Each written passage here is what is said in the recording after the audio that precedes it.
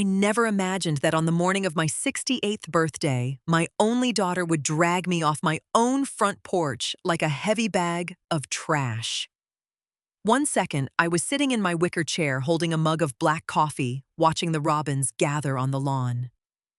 The next, Sarah's fingers clamped around my wrist. Her grip was tight, her manicured nails digging into my thin skin. She didn't offer a greeting, just yanked me to my feet, with a force that made my knees buckle slightly.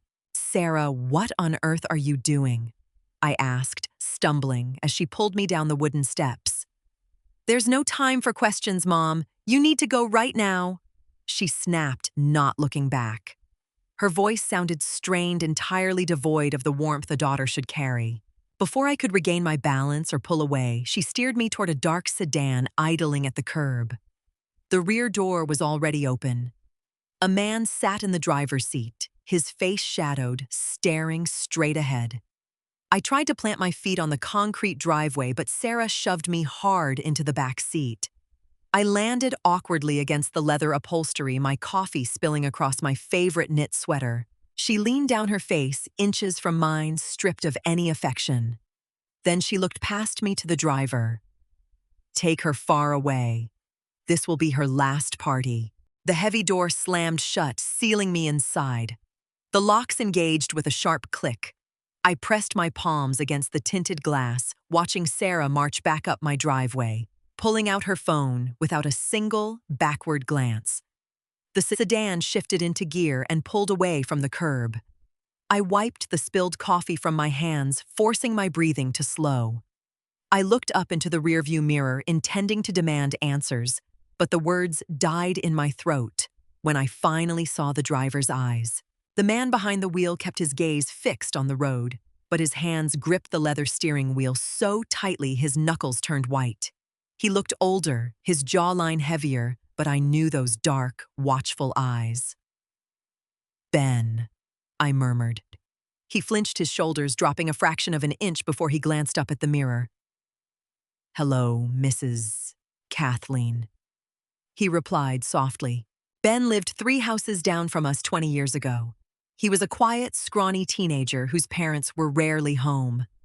I used to leave plates of roast chicken and cornbread on the porch for him when Sarah was off at college. He hadn't spoken to me in over a decade. "Why are you driving this car, Ben? And where exactly is my daughter sending me?" I kept my tone perfectly even. Panic was a useless tool, and I refused to give in to it. He sighed, tapping his thumb against the wheel. "Sarah hired me. She said you were struggling. She told me you were getting confused, leaving the stove on, forgetting your own name. She paid me to drive you up to a private care retreat near the state line. She said you agreed to go, that it was a surprise birthday transition." I smoothed the damp fabric of my sweater, piecing the puzzle together. I wasn't confused. My memory was sharper than Sarah's. She had simply grown tired of waiting for her inheritance. She wanted the house, the quiet corner lot I had paid off entirely after my husband passed. "Did she give you keys to my house?" I asked. Ben shook his head. "No, just an envelope of cash and an address 3 hours away.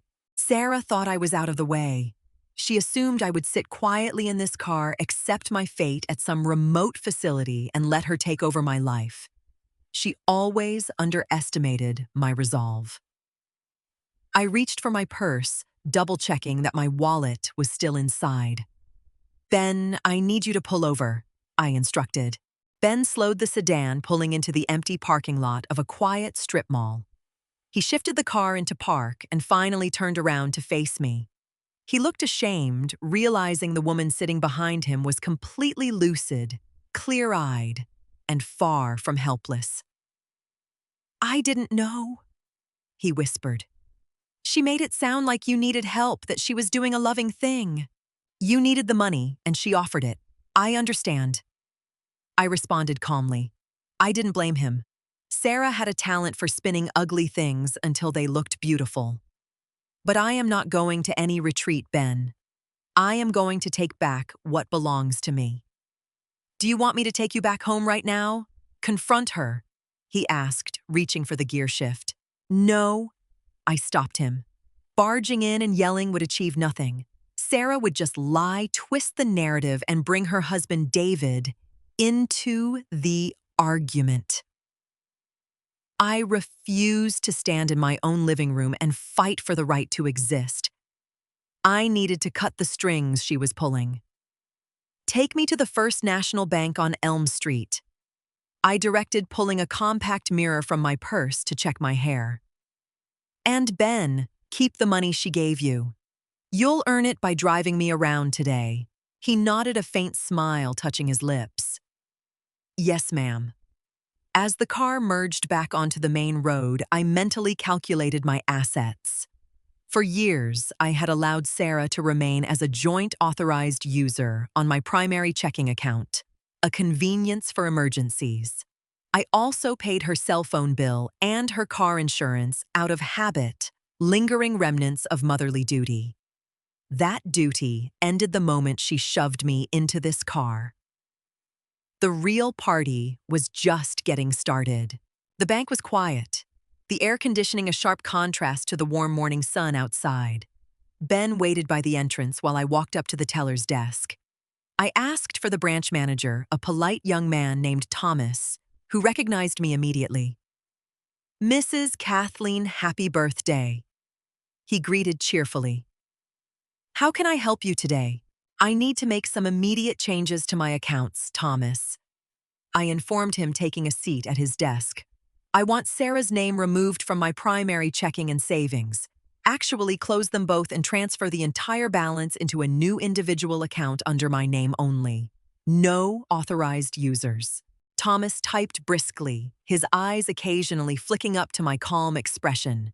He didn't ask questions. Within 20 minutes, my money was completely isolated.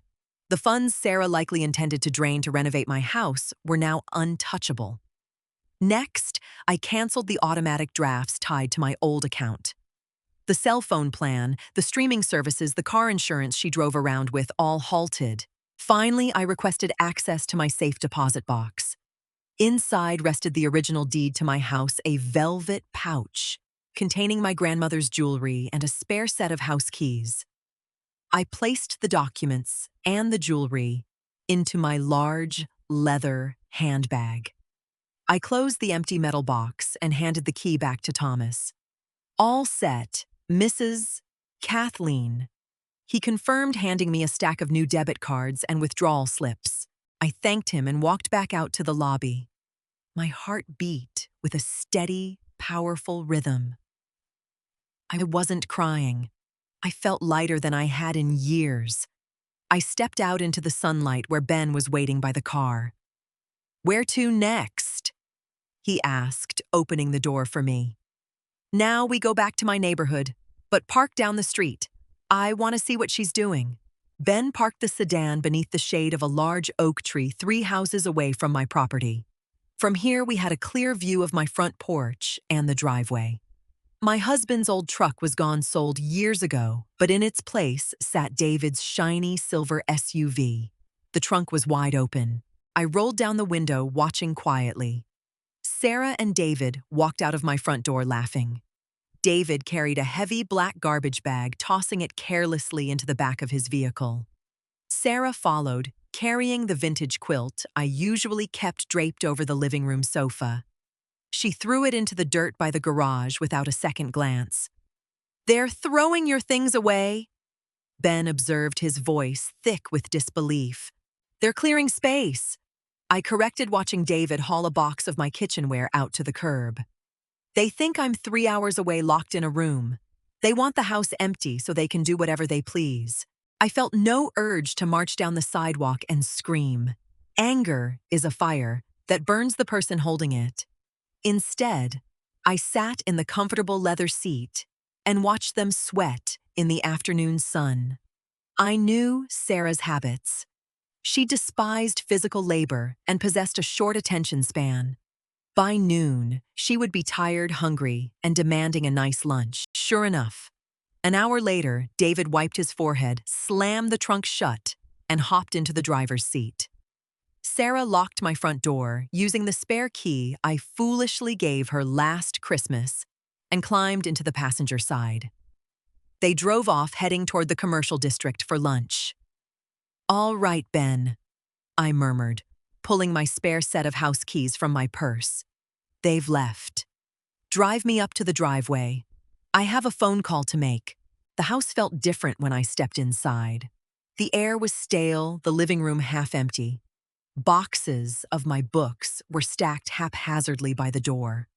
I walked straight to the kitchen phone, picked up the receiver, and dialed a number I had memorized long ago. "Gary's Lock and Safe. This is Gary," a gruff voice answered. "Gary, it's Kathleen from Willow Creek. I need the locks changed on my front, back, and garage doors immediately. I'll pay double your emergency rate if you can get here in 15 minutes. Gary arrived in 12. While he drilled out the old hardware and installed heavy-duty deadbolts, I got to work. I found 2 large cardboard boxes in the garage. I walked upstairs to the guest room, which still held a few of Sarah's childhood items, her old cheerleading trophies, some winter coats she stored here to save closet space at her apartment, and a box of expensive skincare products she had delivered to my address. I packed it all neatly into the boxes. I carried them downstairs and placed them on the front porch. Gary finished up handing me 3 gleaming new keys. I handed him cash from my purse, thanked him, and locked the front door behind him. The heavy thud of the new deadbolt sliding into place was the most satisfying sound I had heard all year. I walked into the kitchen to make myself a fresh pot of coffee. That's when I noticed a manila folder resting on the island counter. Sarah must have left it behind in her rush to grab lunch. I opened it, my eyes scanning the bold text at the top of the first page. It wasn't just a plan to sell. It was a residential lease agreement. I adjusted my reading glasses and read the details of the contract. Sarah was listing my home as a fully furnished rental. The tenant's name at the bottom was someone named Marcus Reed David's younger brother. The rent was listed at $3,000 a month payable directly to Sarah's bank account. She had already forged my signature on the bottom line. I didn't tremble. I didn't cry. I simply took the pages, walked over to the small shredder in my home office, and fed the contract through the machine. The mechanical grinding noise chewed her carefully laid plans into a pile of worthless confetti. After securing the house, I walked out to the back patio. Ben was still sitting in his car out front, keeping an eye on the street. I tapped on his window. "You can go home now, Ben. You've done plenty today." I offered, handing him another $100 bill through the glass. "Are you sure you'll be okay, Mrs. Kathleen? What if they try to force their way in?" he asked, hesitant to leave. "They won't. Sarah is a coward when confronted with boundaries," I assured him. "Go buy yourself a decent dinner, and thank you." He nodded, tipped an imaginary hat, and drove away. I returned to my porch, pulled my wicker chair slightly to the left, so I had a clear view of the driveway, and sat down with my fresh mug of coffee. The sun began to dip below the tree line, casting long shadows across the lawn. 30 minutes later, the silver SUV turned onto my street. They were back, undoubtedly full of expensive sushi, ready to finish tossing my life into the trash. The car pulled into the driveway. David stepped out first, whistling a tune. Sarah followed, a large iced coffee in her hand. She stopped dead in her tracks when she saw the cardboard boxes stacked neatly on the porch. Then her eyes shifted upward and met mine. I was sitting comfortably, legs crossed, sipping my drink. Her jaw dropped. "Mom, how did you get back here?" She marched up the steps, her face flushing red with a mix of anger and confusion. She ignored me reaching for the doorknob. She shoved her key into the lock and twisted. It didn't turn. She jiggled it, pushing her shoulder against the wood. "Open the door, Mom. The lock is jammed," she demanded, her voice rising. "The lock isn't jammed, Sarah. It's new," I answered smoothly, setting my mug on the small table. "And you do not have the key." David walked up behind her, frowning. Kathleen, what's going on? Sarah said you were resting at the facility? Sarah lied, David, I stated simply. She hired a driver to remove me from my own property so you two could rent it out to your brother and pocket the income. The lease agreement was quite informative. It's in the shredder now, by the way. Sarah glared at me, dropping the facade. You need care. You're getting old and you can't manage this place. I'm just trying to protect our family's assets. My assets, I corrected firmly. Not yours. I went to the bank today. Your name is off my accounts. Your phone will stop working at midnight when the billing cycle ends and your auto insurance will lapse on Friday. Those boxes contain the last of your clutter. Take them and leave. You can't do this, Sarah yelled, stepping closer. I'll come back tomorrow and drag you out myself. I didn't flinch at her raised voice. If you try to remove me from this property again, you will find it very difficult without money to pay a driver, I noted. Now step off my porch. Sarah crossed her arms, digging her heels in. No, I'm not leaving until you let us inside. Half the stuff in there belongs to my dad, which means it belongs to me. Your father left everything to me. You know that, I replied, standing up slowly. I walked over to this wooden pillar near the stairs. I reached out and opened the small gray utility box mounted on the wall. Inside was the manual override dial for the front lawn sprinkler system. Mom, stop being ridiculous. Open the door. She demanded, her tone dripping with the old entitlement she had wielded since childhood. I didn't argue. I didn't explain myself further. I simply turned the dial to the right. With a loud hiss, the high-pressure sprinklers embedded along the porch line, and the flower beds roared to life. A thick arc of cold water blasted directly across the steps, soaking Sarah's designer shoes and catching David right in the chest. Sarah shrieked, jumping back and slipping slightly on the wet concrete. David cursed, shielding his face as he scrambled down the driveway toward his car. Turn it off! Sarah screamed, her hair plastered to her cheeks, makeup running down her chin. The water stops when you leave my driveway. I called out over the sound of the spray. She stood there for 3 more seconds, shivering and humiliated, realizing for the first time in her life that she had zero leverage. No money, no access, no keys, and no control. She grabbed one of her soggy boxes, threw it at David, and stormed to the passenger seat. The SUV reversed out of the driveway so fast the tires squealed on the asphalt. I turned the sprinkler dial back to the off position. Silence returned to the yard, save for the gentle dripping of water from the rose bushes. I wiped a small splash of water from the porch railing, sat back down in my wicker chair, and picked up my coffee. It was still warm. The next few weeks passed with a beautiful, uninterrupted tranquility. Sarah never came back. I received a few angry text messages from David's number, mostly demanding I pay for a new cell phone plan. I simply blocked the number. Without my financial padding, they had to move out of their expensive downtown apartment and face reality. I didn't mourn the loss of the daughter who had tried to erase me. I grieved the idea of her years ago. What I had now was something far more valuable: absolute peace. On a bright Tuesday morning, a familiar truck pulled into my driveway. Ben stepped out wearing a pair of work gloves and carrying a pair of pruning shears. I had hired him to maintain the garden and handle the heavy landscaping, paying him a fair wage from my own secured accounts. He was a good man who just needed a genuine opportunity, not a bribe. Morning, Mrs. Kathleen. He called out, waving as he walked toward the flower beds. The hydrangeas are looking good today. They certainly are, Ben. I smiled, leaning against the doorframe. I looked around my house. The locks were strong, the bills were paid, and the air belonged entirely to me.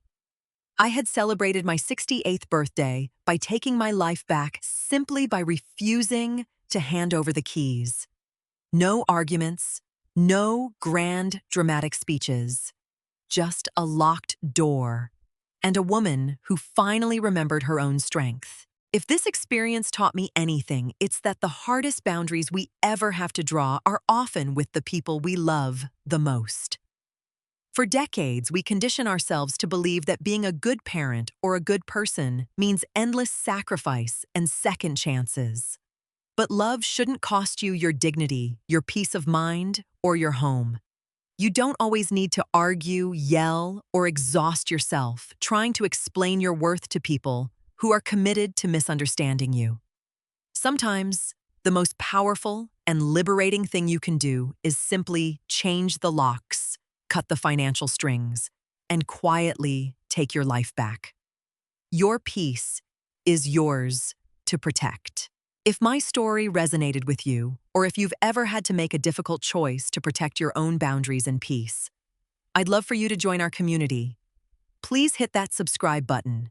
Give this video a like and share your own experiences in the comments below.